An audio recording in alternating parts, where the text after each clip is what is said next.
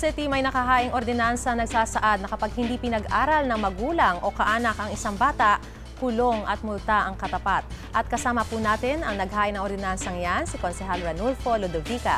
Magandang umaga po, Councilor. Welcome to News to Go. Salamat. Councilor, ito pong ordinansa na ito, mandatory yung pagpapaaral sa mga bata ng elementary at high school. Ano po ba ang batas na pinagbasehan ninyo nitong ordinansang ito para lang sa kaalaman ng ating mga manonood?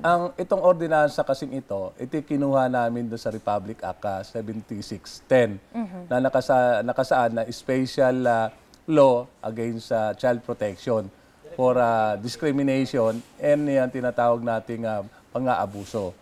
Nakasaad din doon sa Section 13 ng Republic Act na yan na ang Estado ay kailangan siguraduhin na mabigyan ng karapatan ng mga kabataan. Tatlong basic na karapatan lang naman yung kanilang tahanan, tirahan. Karapatan sa magkaroon ng tamang pagkain at ang higit sa lahat yung karapatan na magkaroon ng edukasyon ang mga batang ito. Okay, pero nakasaad din po sa ordinansang ito na hindi lamang mga magulang kundi pati yung mga guardian din mapaparusahan. Sa tingin niyo po ba makatarungan ito na pati guardian? Kasi di ba dapat syempre mga magulang? May mga sitwasyon kasi tayo na yung mga anak ay pinagkatiwala, yung legal guardians nila, kamag-anak man o yung kakilala na dumaan sa legal na proseso. So, naituturing na rin natin sila na isang magulang. Na ang isang magulang ay dapat may obligasyon na bigyan at pangalagaan ng kanilang mga anak.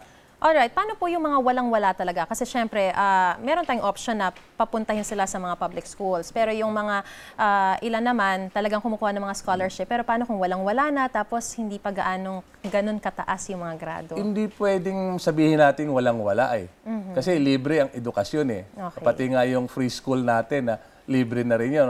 Dati napakamahal magpaaral sa mga free elementary school. Pero may mga fees po kasi yan normally, wala diba? pong fees yan. At yun ang pagkakaiba na sinasabi nila may bayad. Baka naman yung membership ng PTA which is very minimal, 300 to 200. Ngayon, kung sila na may walang hanap buhay na sinasabi nila na hirap sila sa buhay, ang gobyerno, lalo na ang Lungsod Quezon, may mga programa kami ng mga livelihood program. Okay. Napakadami ng livelihood program na hinahain namin sa kanila. Mamili sila kung ano yung gusto nila. At pagtapos nila sa seminar ng livelihood program, pag sinabi nila wala silang puhunan, meron kaming ang Quezon City Government, merong Sikap Buhay Foundation na nagbibigay ng 5,000 puhunan simula na walang collateral. So pwede pong sumali dito? Yeah, lahat sila sumasali. Ito matagal ng programa ng Lungsod Quezon Kaya lang talagang mukhang ang kapabayaan ng isang magulang ay talagang kailangan lagyan na ito ng ipin. Lagyan na ilagay na gumawa kami ng isang ordinansa na pananagutin namin ang kapabayaan ng isang magulang. Pinag-uusapan natin itong paglalagay ng ngipin. Ano po ba ang magiging parusa sa mga lalabag? Pag may kapitbahay na alam nila na ang mga anak ay hindi pinag-aral, i-report nila sa barangay. At ang barangay ay magkakandak ng investigasyon at pag napatunayan na talagang nagpabaya ang kanilang magulang, ito ay pwedeng idemanda.